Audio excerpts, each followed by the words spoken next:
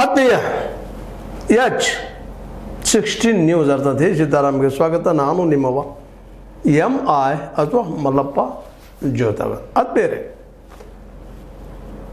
ಈಗ ನಿಮ್ಮ ಹಲವು ಸಹ ಹೇಳಿದ್ದೀನಿ ಮತ್ತು ಹೇಳ್ತಾ ಇರ್ತೀನಿ ಮೇಲೆ ಧರ್ಮಸ್ಥಳದ ಬಗ್ಗೆ ಒಂದಿಷ್ಟು ತಮ್ಮೊಂದಿಗೆ ಚರ್ಚೆ ಮಾಡ್ತಾನೆ ಇರ್ತೀನಿ ಅಂತೇಳಿ. ಕಾರಣ ಇಷ್ಟ, ಸತ್ಯ ಹೊರಗೆ ಬರೋವರೆಗೆ ಇದು ನಿರಂತರ ನಿಮ್ಮೊಂದಿಗೆ ಮಾತುಕತೆ. ಯಾಕಂದರೆ SIT ಮೇಲೆ ಭರವಸೆ ಇಟ್ಕೊಂಡು ಈಗಾಗಲೇ SIT ಕೈಯಲ್ಲಿ ಕೊಟ್ಟಿದ್ದೀವಿ, ಮಧ್ಯಂತರ ವರದಿನೂ ಕೊಟ್ಟದ. ಅದ್ರಲ್ಲಿ ಏನದ ಅನ್ನೋದು ಇನ್ನೂ ಗೊತ್ತಾಗ್ತಾ ನಡೆದು, ಅದರಲ್ಲಿ ಏನೂ ಇಲ್ಲ, ಅದು ಒಂದು ಬೋರ್ಡೇನ ಅನ್ನುವಂಥ ವಾದಗಳು ಕೇಳಿ ಬರ್ತಾ ಇದ್ದಾವೆ. SIT ಈ ರೀತಿ ಮಾಡೋದಾದರೆ ತನಿಖೆಗೆ ಇದು ಬೇಕಾ ಅನ್ನುವಂಥ ಪ್ರಶ್ನೆಗಳು ಸಹಿತ ನಮ್ಮ ದೂರುದಾರರು ಕೇಳ್ತಾ ಇದ್ದಾರೆ. ಯಾಕಂದರೆ ದೂರುದಾರರನ್ನೇ ಅಪರಾಧಿಯನ್ನಾಗಿ ಮಾಡುವಂಥ ಪ್ರಯತ್ನ SITಯಿಂದ ನಡೆದು ಅನ್ನೋದು ಅವ್ರ ಆರೋಪ. ಆದರೆ ಸತ್ಯನದು ಇಲ್ಲ ಅಂತಲ್ಲ. ಯಾಕಂದರೆ ಈ ಬುರುಡೆಗಳ ಬಗ್ಗೆ ಅದು ಯಾರ್ದು, ಏನು, ಎಂತು, ಅಲ್ಲಿ ಸಿಕ್ಕಂಥ ಬಂಗಲೆಗುಡ್ಡದಲ್ಲಿ ಸಿಕ್ಕಂಥ ಬುರುಡೆಗಳಿಗೆ ಏನು, ಅಸ್ಥಿಪಂಜರಗಳಿಗೆ ಏನು, ಈ ಯಾರು ಅವು ಎಂತು, ಇದ್ರ ಕಡೆ ಅವರ ರಿಪೋರ್ಟ್ಸ್ ಇರ್ಬೋದು. ಆದರೆ ಈ ಕೋರ್ಟಿಗೆ ಅದು ಸಬ್ಮಿಟ್ ಮಾಡಿದಾರಂತ ತಿಳಿದು ಬರ್ತಾ ಇಲ್ಲ. ಯಾಕಂತಂದರೆ ಅದರ ಕ್ಲಿಯರ್ ಪಿಕ್ಚರ್ ಹೊರಗೆ ಬರ್ತಾ ಇಲ್ಲ. ಈಗೇನೋ ಜಡ್ಜಸ್ ಕೊನೆಗೆ ವಾದಕ್ಕೆ ಒಪ್ಕೊಂಡು ಅದರ ಪೂರ್ಣ ಪ್ರಮಾಣ 4,000 ಎಡಬರ ಸಮೀಪ ಬಂದದ. ಆ ರಿಪೋರ್ಟನ್ನು ನಮ್ಮ ದೂರುದಾರ ಕೈಗೆ ಅಥವಾ ವಕೀಲರ ಕೈಗೆ ಕೊಡುವಂಥ ಒಂದು ಪ್ರಯತ್ನ ನಡೆದ ಅಂತೇಳಿ ಅದಕ್ಕೆ ಕೋರ್ಟು ಒಪ್ಪಿಗೆ ಮುದ್ರೆಯನ್ನು ಸೂಚಿಸಿದಂತೇಳಿ ಕೇಳಿ ಬರ್ತಾಯಿದೆ. ಆದರೆ ಇಲ್ಲಿವರೆಗೆ ಆದಂಥ ಈ ಎಲ್ಲ ಘಟನೆಗಳ ಬಗ್ಗೆ ಸ್ಪಷ್ಟವಾದ ಅಲ್ಲಿ ಅಭಿಪ್ರಾಯ ಇಲ್ಲ.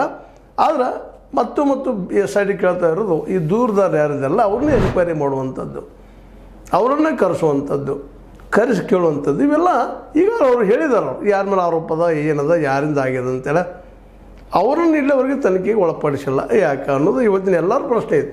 ಕೇವಲ ಆ ದೂರದಾರದಷ್ಟೇ ಅಲ್ಲ, ನಿಧಾನಕ್ಕಿದ್ದು ರಾಜ್ಯದ ಮಹಿಳೆಯರ ಮತ್ತು ರಾಜ್ಯದ ಜನರ ಪ್ರಶ್ನೆ ಆಗ್ಲಿಕ್ಕತ್ತದ್ರಿ. ಯಾರ ಮೇಲೆ ಆರೋಪ ಮಾಡ್ತಾ ಇದ್ದಾರೆ, ಯಾರನ್ನು ಟಾರ್ಗೆಟ್ ಮಾಡ್ತಾ ಇದ್ದಾರೆ, ಅವ್ರ ಬಗ್ಗೆ ಇಲ್ಲಿವರೆಗೆ ಒಂದು ಸಲ ಅವ್ರು ಕರೆಸಿ ಕೇಳಲಿಲ್ಲ, ಮಾತಾಡಿಸ್ಲಿಲ್ಲ. ಯಾಕೆ ಇವ್ರಿಗೆ ಅನಿಸಿರ್ಬೋದು, ಇಲ್ಲ ಅಂತಲ್ಲ, ಇದು ಸುಳ್ಳು ಆರೋಪ ಮಾಡ್ತಾ ಇದ್ದಾರೆ ಅಂದರೆ, ಬಟ್ ಎನ್ಕ್ವೈರಿ ಮಾಡಬೇಕಲ್ಲ. ಆದರೆ ದೂರದಾರರು ಮಾಡಿದಾರೇನು, ಅಪರಾಧಿಗಳೇನು, ಅದೂ ಇಲ್ಲ. ಇವರು ಸುಳ್ಳು ಹೇಳ್ತಾ ಇದ್ದಾರೆ, ಆಯ್ತಪ್ಪ ಸುಳ್ಳು ಹೇಳ್ತಾ ಇದ್ದಾರೆ, ಸತ್ಯ ಏನಾಗಾದ್ರೆ ಇಲ್ಲ ನಡೆದ ಘಟನೆಗಳಿಗೆ ಉತ್ತರ ಏನು, ಅದ್ರ ಬಗ್ಗೆ ಇಲ್ಲ ಮಾತು. ಕಳೆದ 3-4 ತಿಂಗಳಿಂದ ನಡೀತಾನೆ ಇದೆ. ಏನು ಚೆನ್ನೈ ಬಂದ ನಮ್ಮಲ್ಲಿ ಭೀಮನಾಗಿ ಅಥವಾ ಮುಸುಕುದಾರಿಯಾಗಿ ಆವತ್ತಿನ ಸ್ಟಾರ್ಟ್ ಅದ ಇದು. ಅದ್ರ ರಿಸಲ್ಟ್ ಏನಪ್ಪ ಅಂತಂದ್ರೆ ಇವತ್ತಿಗೂ ಏನೂ ಇಲ್ಲ. ಅಂದರೆ ಇದು SIT ಬೇಕಾ? SIT ಯಾರಿಗಾಗಿ ಬೇಕು, ಎತ್ತಕ್ಕೆ ಬೇಕು? ಯಾಕಂದರೆ ಆಲ್ರೆಡಿ ನಮ್ಮ ಉಪಮುಖ್ಯಮಂತ್ರಿ ಸರ್ಕಾರ ನೇಮಕ ಆದಂಥದ್ದು ಇದು SIT. ಅದು ಷಡ್ಯಂತ್ರ ಅಂತೇಳಿ ಆಲ್ರೆಡಿ ಹೆಗ್ಗಡೆ ಅವ್ರ ಪರವಾಗಿ ಮಾತಾಡಿಬಿಟ್ಟಿದ್ದಾರೆ. ಮತ್ತು ಎಡಬಲ ನಮ್ಮ ಗೃಹ ಮಂತ್ರಿಯವರು ಸಹಿತ ಅದನ್ನು ಮಾತಾಡ್ತಾ ಇದ್ದಾರೆ. ಇಲ್ಲಿವರೆಗೆ ಸಿದ್ದರಾಮಯ್ಯ ಮಾತ್ರ ಧ್ವನಿ ಬಿಟ್ಟಿಲ್ಲ. ಏನು ಪ್ರೈವೇಟ್ದಲ್ಲಿ ಅಂತಿದ್ದಾರೆ, ಇದು ಏನು ಸಿಗಲಿಲ್ಲ ರೀ ಬುರುಡೆಗಳು ಹೇಳಿದ್ರು ಇವರು, 100 ಬುರುಡೆಗಳು ಅಂತ ಹೇಳಿದ್ದಾರೆ. ಅಂದರೆ ಅವ್ರಿಗೂ ಅದ್ರ ಮೇಲೆ ವಿಶ್ವಾಸ ಇಲ್ಲ. ಅಂದಾಗ ಇವರು ಕೇವಲ ಬುರುಡಿಯನ್ನು ತಂದು ಎನ್ಕ್ವೈರಿ ಮಾಡೋದು, ಬುರುಡೆ ಸಿಗಲಿಲ್ಲ ಅನ್ನೋ ಕಾರಣಕ್ಕೆ ತನಿಖೆ ಮಾಡಿ ಬಿಟ್ಬಿಟ್ರ, ಅಥವಾ ಈ ಸುಳ್ಳುದಾರನ ಆರೋಪಿ ಮಾಡಿ ಅಪರಾಧಿ ಮಾಡಿಬಿಟ್ಟು ಹೋಗುವಂಥ ಕೆಲಸ ಮಾಡ್ತಾ ಇದ್ದಾರೆ. ಯಾಕೆಂತಂದ್ರೆ ಈಗ ಬೇಕಾಗಿದ್ದು ಸತ್ಯ ಏನು, ಈ ಎಲ್ಲ ಕೊಲೆಗಳಿಂದ ಕೊಲೆಗಾರರು ಯಾರಿದ್ದಾರೆ ಅನ್ನೋದಿಲ್ಲ ಹಿಡಿಬೇಕಾಗ್ಯದ. ಇದು ಒಬ್ಬರಿಬ್ಬರು ಆರೋಪ ಅಲ್ಲ, ಇದು ಸ್ವತಃ ಸಿದ್ದರಾಮಯ್ಯ ನೇಮಿಸಿದಂಥ VS ಉಗ್ರಪ್ಪನವರು ಸಹಿತ ತಮ್ಮ ಒಂದು ವರದಿಯಲ್ಲಿ ಸ್ಪಷ್ಟವಾಗಿ ಹೇಳ್ತಾ ಇದ್ದಾರೆ, 477ಕ್ಕೂ ಹೆಚ್ಚು ಶವಗಳನ್ನು ಹೂಗಳಾಗಿದೆ ಅಂತೇಳಿ. ಪ್ರತಿ ವರ್ಷ 100 ಬರ್ತಾ ಇದ್ದಾವೆ ಅನ್ನೋ ಆರೋಪದ. ಇಂತಹ ಘಟನೆಗಳು ಈ ಬಾಲಾಜಿ ಅಂತ ತಿರುಪತಿಯಲ್ಲಿ ಸಹಿತ ಆಗಿಲ್ಲ ಈ ಪ್ರಮಾಣದಲ್ಲಿ. ಎಲ್ಲರೂ ತಮ್ಮ ಜೀವ ತ್ಯಾಗ ಮಾಡಲಿಕ್ಕೆ ಅಲ್ಲಿ ಹೋಗಿರ್ತಾರೆ, ಇಲ್ಲ ಅಂತಲ್ಲ, ಇಷ್ಟು ಆಗಿಲ್ಲ.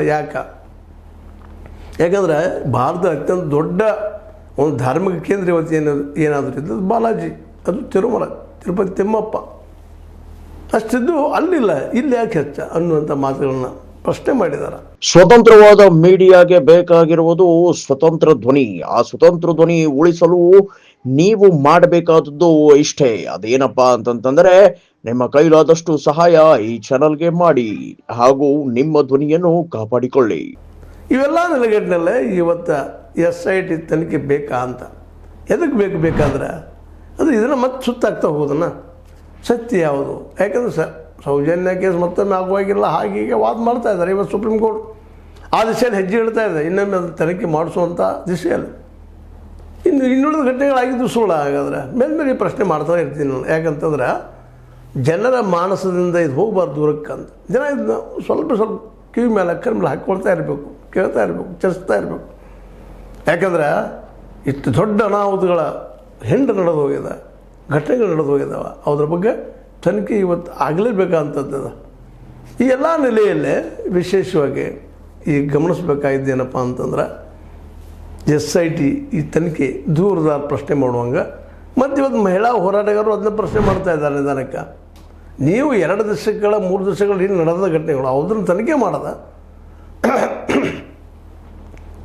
ಯಾವುದೋ ಒಂದು ಬುರುಡೆ ಗ್ಯಾಂಗದ ಬೆನ್ನತ್ತೆ ಇದು ಗ್ಯಾಂಗಪ್ಪ ಬುರುಡೆ ಬುರುಡೆ ಬುರುಡೆ ಅಂತ ಹೇಳ್ತಾ ಹೊರಟಿದ್ರಿ, ಇದು ಸರಿನಾ, ಇದು ನಿಮ್ಮ ಸರಿ ಅಂತ ತನಿಖೆ ಅನ್ನುವಂಥ ಪ್ರಶ್ನೆ ಅವರು ಕೇಳ್ತಾ ಇದ್ದಾರೆ, ಅವರಲ್ಲೂ ಮೂಡ್ತಾ ಇದ್ದಾವೆ. ಹೀಗಾಗಿ SIT ಬಗ್ಗೆ ಮೊದಲಿದ್ದಂಥ ಒಂದು ಪ್ರೀತಿ ವಿಶ್ವಾಸ ಪ್ರೀತಿ ಅನ್ನೋಕ್ಕಿಂತಲೂ ಯಾಕಂದ್ರೆ ಇವತ್ತು ಕಡಿಮೆ ಆಗ್ತಾಯಿದೆ. ಇದು ಒಂದು ಇನ್ನೊಂದು CBI ತನಿಖೆನೋ ಯಾವ ತನಿಖೆನೋ ಆಯಿತು, ಇದರಿಂದ ಏನು ಹೊರಡುವ ಸಾಧ್ಯತೆಗಳಿಲ್ಲ. ಮತ್ತು ಎಲ್ಲಿಂದ ಹೊರಡ್ತಾವೆ ಇವು?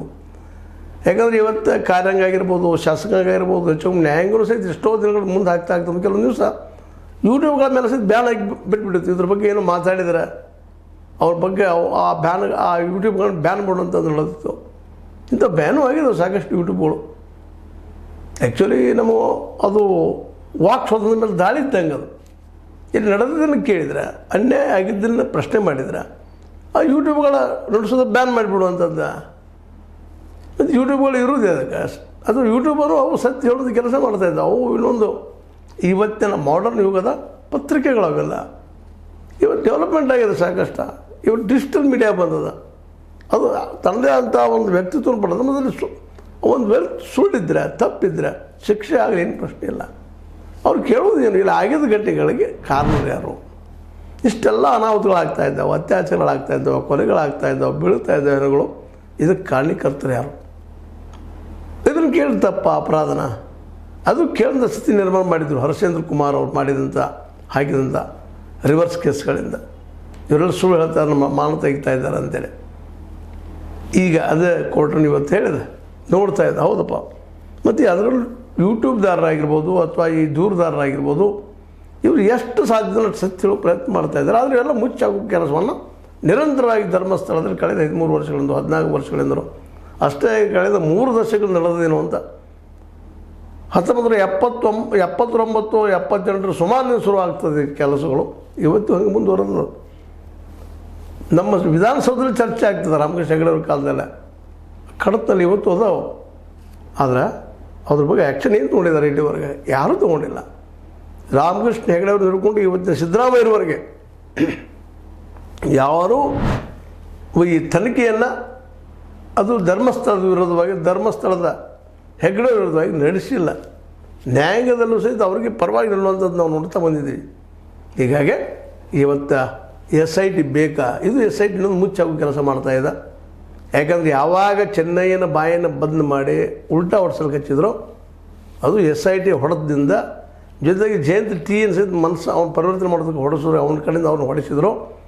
ಆಗ ಜೊತೆಗೆ ಚಿಕ್ಕ ಕೆಂಪಮ್ಮ ಅನ್ನೋಳ ಬಾಯನ್ನು ಮುಚ್ಚೋ ಪ್ರಯತ್ನ ಮಾಡಿದರು ಸೌಜನ್ಯ ಕೇಸಲ್ಲೇ. ಆವಾಗ ಆ ಮಂಜುನಾಥ್ ಗೌಡ ಅನ್ನುತ್ತಿರುವಂಥ CPI PSI ಯಾರವರು ಆ ವ್ಯಕ್ತಿ ಈ ಭೀಮ್ ಇದ್ದ ಸಂದರ್ಭದಲ್ಲಿ ಚೆನ್ನೈನನ್ನು ಬೆದರಿಸುವಂಥ ಮಾಡೋ ಕೆಲಸ ಮಾಡಿದವು. ಇವೆಲ್ಲ ಗಮನಿಸಿದಾಗ ಇನ್ನೂ ಅನೇಕದಾವ. ಇವೆಲ್ಲ ಗಮನಿಸಿದಾಗ ಈ SIT ಪ್ರಾಮಾಣಿಕವಾಗಿ ಸತ್ಯವನ್ನು ಹುಡುಕಿ ಕೆಲಸ ಮಾಡ್ತಾ ಇದೆಯಾ ಅಥವಾ ಅದನ್ನು ಮುಚ್ಚು ಕೆಲಸ ಮಾಡ್ತಾ ಇದೆಯಾ? ಈ ಎಲ್ಲ ನೆಲೆಯಲ್ಲಿ ಅದನ್ನು ದೂರ ಸೇರ್ತಾ ಇದ್ದಾರೆ. ಇದು ಇನ್ನೊಂದು ಮುಚ್ಚಾಕುವ ಕೆಲಸ ಅಂತ ಹೇಳ್ತಾ ಇದ್ದಾರೆ. ಹೀಗಾಗಿ ಅವರೆಲ್ಲ ಯಾಕಪ್ಪ SIT ಬೇಕು, ಸುಪ್ರೀಂ ಕೋರ್ಟ್ ಏನು ಹೇಳ್ತದೆ ನೋಡೋಣ ಮತ್ತು ಪಾಪ ಇನ್ನೊಂದು ನೋಡ್ತಾ ಇದ್ದಾರೆ. ಇದು ಕಾರಣ ಇಷ್ಟ. ಇದಕ್ಕೆ ಕೊಂದವ್ರು ಯಾರು ಅಂತ ಉತ್ತರ ಸಿಗ್ತಾ ಇಲ್ಲ. ಇವತ್ತು ಮೂಮೆಂಟ್ ಇನ್ನು ಜನನ ಬೀದಿಗಿಳಿಯುವಂಥ ದಿನಗಳು ಬರೋ ಡಿಸೆಂಬರ್ 16 ಸ್ಟಾರ್ಟ್ ಆಗ್ತದೆ ಅನ್ನೋಂಥ ಅಭಿಪ್ರಾಯ ಮೂಡಿ ಬರ್ತಾ ಇದೆ. ಯಾಕಂದ್ರೆ ಈ ರಾಜ್ಯದ ಅರ್ಧದಷ್ಟೆಲ್ಲ ಹೆಣ್ಮಕ್ಳು 50% ಹೆಣ್ಮಕ್ಳಿದ್ದಾರೆ. ಅವ್ರಿಗೆ ಈಗ ಅನ್ಯಾಯ ಆಗ್ಯದ. ನಿರ್ಭಯ ಹತ್ಯಾಕಾಂಡದಂಗೆ ಇದೊಂದು ಇನ್ನೊಂದು ಸೌಜನ್ಯ ಹತ್ಯಾಕಾಂಡ ನಡೆದ. ಇದ್ರ ತನಿಖೆ ಆಗಬೇಕು, ಸತ್ಯ ಬರಬೇಕು ಅನ್ನೋದನ್ನು ಅವರು ಬಯಸ್ತಾ ಇದ್ದಾರೆ ಅಂತ ಹೇಳ್ತಾ, ಅದ್ರ ಜೊತೆಗೆ SIT ಮೇಲಿನ ಮೊದಲನೇ ನಂಬಿಕೆ ಇವತ್ತು ಹೋಗಿದೆ ಅಂತ ಮತ್ತೊಮ್ಮೆ ಹೇಳ್ತಾ, ಇದು ನಿಮಗೆ ಲೈಕ್ ಆಗ್ಬೋದು. ಲೈಕ್ ಮಾಡಿ, ಶೇರ್ ಮಾಡಿ, ಕಮೆಂಟ್ ಮಾಡಿ, ಜೊತೆಗೆ ಸಬ್ಸ್ಕ್ರೈಬ್ ಮಾಡಿ. S16 ನ್ಯೂಸ್ ಅರ್ಥ ಅದೇ ತರ ಸತ್ಯದ ಕೈಗೆ ವಂದನೆಗಳು.